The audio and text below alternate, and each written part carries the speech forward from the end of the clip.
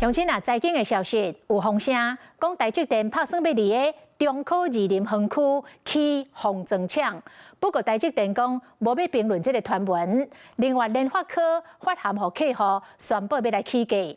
這兩大消息是不是會影響到股市？是投資人觀察的焦點。佇家己的先進封測廠是台積電全台灣上大的生產基地。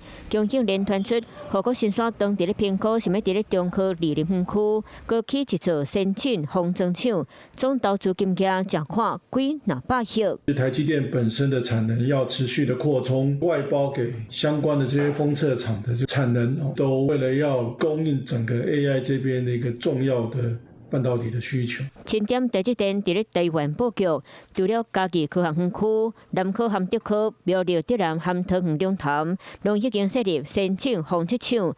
中科若是進一步擴大產能，定着會當應付客戶需求。對這件代誌，公司就講無評論相關謠言。不過，董事長桂德嘉進前佇咧股東會講到，會調起先進製程代工計數，可能是因為積賺因果。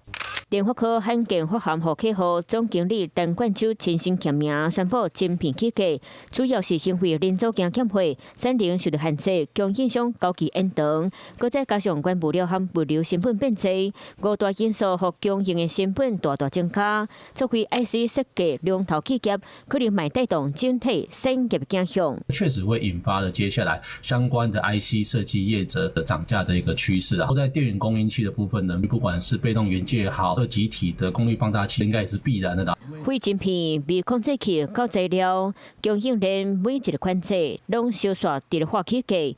婆婆看到 AI 發展較真緊，已經大大影響到半導體起草。